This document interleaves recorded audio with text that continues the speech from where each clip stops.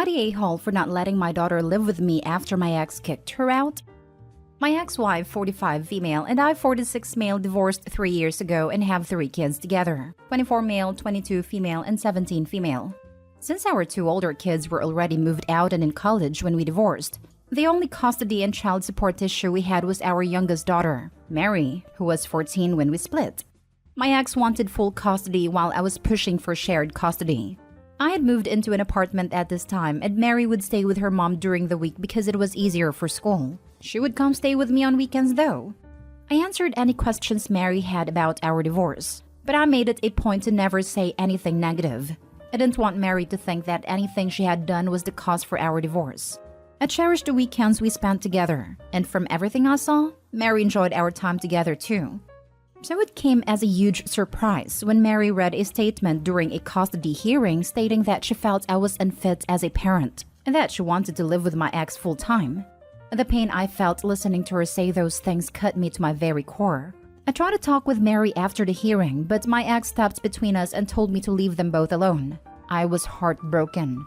Since then, I've only had rare visitations with Mary because she has consistently said that she wants nothing to do with me. No matter how bad it hurts, I never pushed her to spend any more time with me than she wanted to. I have paid every cent of child support and also continued contributing to her college fund. I have had many conversations with my other kids about Mary because I was so surprised by this change of behavior. They have both told me that Mary hasn't said anything specific to them about why she made a choice she did. Communication between my ex and I is not good, and she pretty much refuses to discuss anything related to Mary, who is going into her senior year of high school. I have recently moved in with my girlfriend of 1 year and her 3 kids, all under 15. Things have been good, and I'm happier than I've been since the divorce. But a few weeks ago, I got a surprise call from Mary. She said that my ex had kicked her out of the house, and she had nowhere else to go. I immediately told her that I would help any way I can. After talking with my girlfriend, we agreed to let Mary stay with us for a few days while we get things figured out. I talked with my ex, and it turns out Mary has been struggling with substance use and threw a huge party at my ex's house and trashed the place. After another talk with my girlfriend, we decided that we do not have the space to house Mary permanently. And with her current issues, my girlfriend does not feel comfortable having Mary around her kids, who have zero relationship with Mary. It broke my heart again, but I had to tell Mary that she can't stay with us. She yelled and screamed at me and reminded me that I said I would help. She's since gone back to my ex, and I know Mary needs help, but both her and my ex are refusing to speak with me. Now for the top comments. Your daughter is a minor. Your ex, who has full custody of her, cannot legally kick her out. If she does and the child lives with you, she will have to pay you child support. But also, dude, work on your relationship with your child. True, hate to say it, but OP may need to get the authorities involved. Sounds like it's possible the ex orchestrated all of this. Info, have you considered that your ex might be lying or exaggerating the drug problem? Have you offered your daughter some form of rehab where she can live? When Mary was at our house, I talked to her about this. She said she just used weed and hasn't done anything else. She admits to throwing a party and that it got out of hand and some things in the house were damaged. I tried to suggest rehab or counseling, and she got defensive and told me that I can't expect her to listen to me when I've been out of her life for so long. Everyone sucks here, but I honestly think you're the a-hole. Through the entire post, you're upset about Mary not wanting to live with you and how hurt you were by the statement she made in court. Now you have the opportunity to spend time with your daughter and figure out why she said those things and what went wrong in your relationship. But instead of taking that opportunity, you tossed her out instead. Sounds like she was right to not want anything to do with you, if that's your idea of being a father. I don't have custody of Mary. My ex does. I do not know the legal implications of letting her live with us. Also, the house we live in belongs to my girlfriend, not me. I can't force her to allow Mary to live with us. She has her own kids to look out for. None of them have any relationship with Mary, so I don't blame her for being wary and cautious. Next story. Am I the a-hole for telling my wife and her parents that I won't force my youngest to call her mom? I have 2 children with my late wife. We had our oldest when we were just 20, and 6 years later we had our youngest. 3 months after the birth of our youngest, my wife died suddenly and unexpectedly. I found out after her passing that she'd had a heart condition that she was never made aware of. I was told to get both my kids tested, and both inherited a condition from their mom. That period of my life was traumatic as heck. Luckily, I had so many videos and photos of their mom to share. We also had her dad, who was amazing and the best grandpa to the kids. My son remembered his mom. My daughter was too young, but she's heard so much about her mom from her family. 2 years ago, I started seriously dating my current wife. I have known her for 4 years, and she met my kids once we got more serious, but not where we rushed into moving in. The kids are now 7 and 13. We've been married for a little over 5 months. We had talked about her relationship with the kids before we got engaged. She told me she wanted to be seen as another mom to them, so I spoke to my kids. My son was clear that she would never be a second mom. My daughter said she wasn't sure, but she didn't feel that way about her. I told them both their feelings were 100% understandable and fine. They both said they liked my current wife and they thought she was kind. I spoke to her about it then, and she told me she was fine if they weren't okay with it at a time. I told her she needed to be okay with it if they always felt that way. I told her she needed to be prepared for always being step to both of them. She took some time to think and said it was fine. But once our wedding happened, she seemed to grow agitated by the lack of mom title for my daughter. I think it bothers her less with my son because of his age, but she has told me she does feel different about it with my daughter because she is the only mom figure she has known. I suggested the two of us to go to therapy together to talk it out again, but she said it wasn't needed and that she would get over it. But then last week, she and her parents brought it up to me, how I should encourage my daughter to call her mom, and how my daughter deserves to have a mom in her life, how she'll never know her birth mother, which I hate that term for my late wife. They told me pushing her is the best thing for my daughter, but I told them I would never push her to do it, that her comfort in all of this is important to me, and feeling like nothing is forced on her. They told me I was putting my kids' feelings before my wife's, and I said yes. They told me I was a horrible husband and a horrible father for denying them both this. My wife's mother said I was an a-hole to string her daughter along. I told my wife we need therapy with us, and also told her our marriage was hanging on by a thread. In truth, I'm doubting our marriage over this.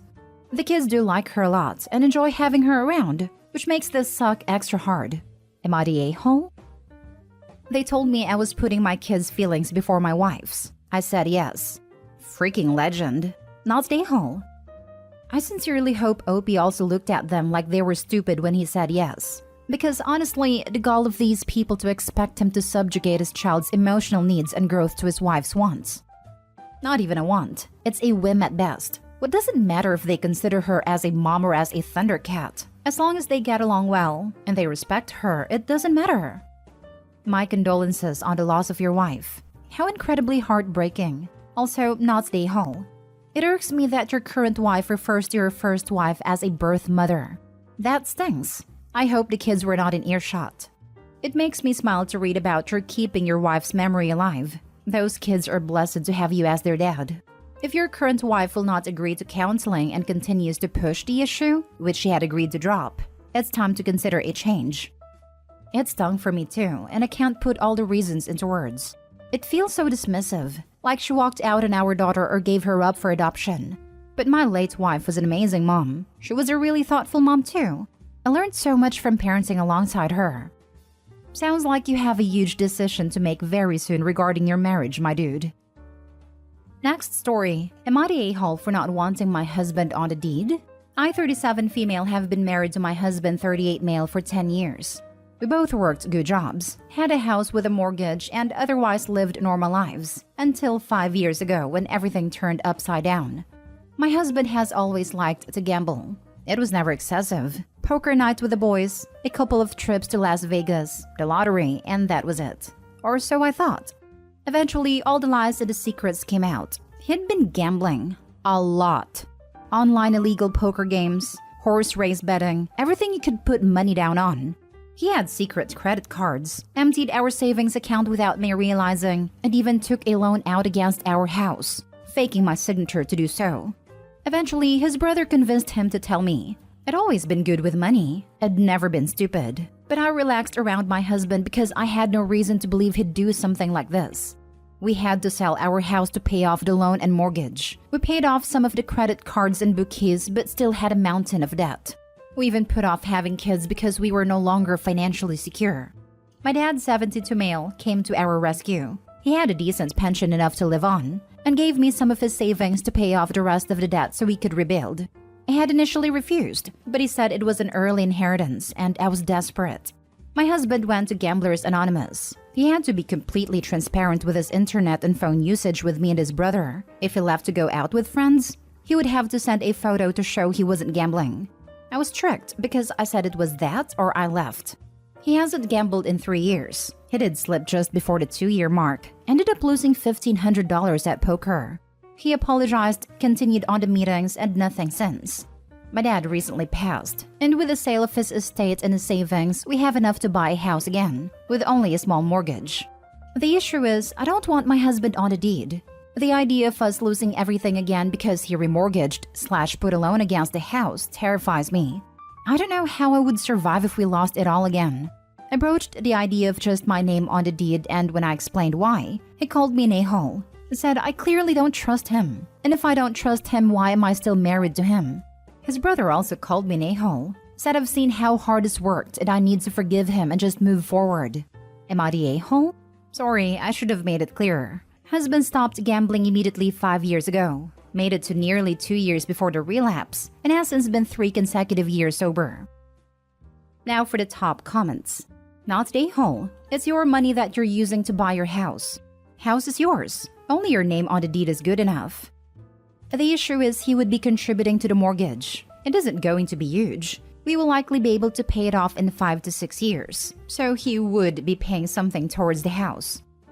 Has he repaid you for what you've paid towards his debt? If not, his contribution to the mortgage is just what is paying you back for when he lost your house 5 years ago. Hubs is still in the negative here.